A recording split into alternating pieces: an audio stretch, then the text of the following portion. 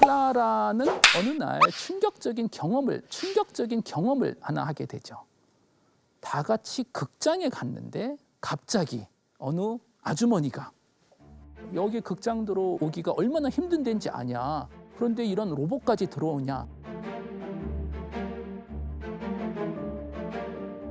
처음에는 우리 일자리를 빼앗아 가더니 아니 이제는 극장 좌석까지 차지해 버리냐라고 이야기를 합니다. 인간과 기계가 같이 살아야 되는 세상이라면 둘은 어떤 관계를 가질까? 1950년도에 인공지능이라는 개념이 처음 도입됐었고 처음 한 30년 동안 사용했었던 방식을 지금은 룰 기반, 규칙 기반 인공지능이라고 이야기를 합니다. 인간이 기계에게 세상에 대한 법칙을 코딩을 해줬던 거예요. 뭐 고양이는 이렇다, 강아지는 이거다. 그런데 이런 식으로 세상을 아무리 설명해도 세상을 이해하지 못하더라는 거예요. 1980년도였었죠. 기계학습이라는 개념이 소개가 됐습니다. 세상을 설명해 주는 것이 아니고 기계가 스스로 세상을 학습하도록 유도를 하는 것입니다.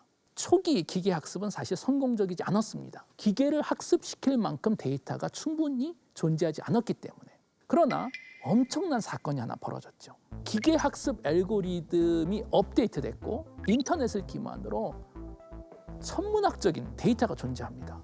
그리고 컴퓨터 기술들도 발달하다 보니 이 세 가지 트렌드가 합쳐져서 심층 학습, 딥러닝이라는 기술이 소개됐죠. 이제는 기계가 세상을 알아보기 시작합니다. 이건 자동차다, 이거는 자전거다. 그리고 이런 기술이 존재하기 때문에 우리는 이제 자율주행 자동차 같은 것을 상상할 수가 있는 거잖아요. 그리고 흥미롭게도 최근 인공지능 또는 최근 심층 학습 방법을 사용하면 진짜와 거의 비슷한 수준의 새로운 데이터를 만들어낼 수 있다는 겁니다.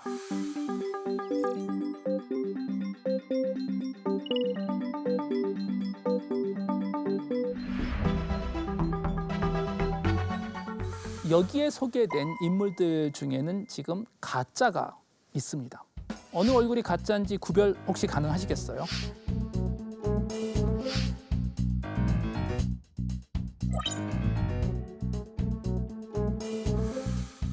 사실 지금 다 가짜입니다. 다 가짜입니다. thispersondoesnotexist.com이라는 사이트에 가보시면 심층 학습 방법으로 새로운 얼굴을, 인물을 그려주는 현실에서 존재하지 않는 그렇지만 현실과 너무나도 비슷한 데이터를 만들어낼 수 있다는 겁니다. 이 인물들은 인터넷에 올라와 있는 일반인 얼굴 확률 분포로 만들어낸 가짜 얼굴들입니다. 그러다 보니 일반인들하고 매우 비슷하게 생긴 거라는 거예요.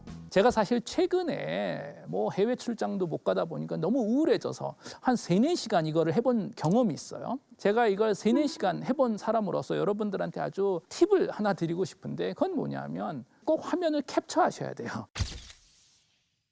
한 3-4시간 동안 수만 명, 수천 명의 인물을 만드시면 100% 제가 보장해 드리는데 여러분들이 항상 꿈꿨던 이상형의 얼굴이 등장합니다.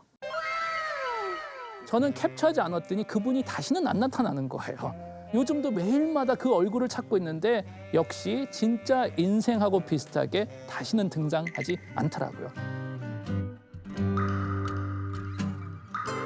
이런 최근 인공지능 기술은 불평등을 알고리즘화하지 않나라는 걱정을 많은 분들에게 하게 합니다. 예를 들어서 검색 엔진에 교수, 프로페서라는 단어를 치면 대부분 등장하는 인물들이 백인 남성들이 등장합니다. 그런데 같은 검색 엔진에 흑인 청소년, 블랙틴이라는 단어를 치시면 대부분 감옥에 가 있더라고요. 이 이야기는 무슨 얘기냐면 인터넷에 올라와 있는 데이터가 이미 중립적이지 않다는 거예요. 인터넷에 올린 데이터를 누가 올렸을까요?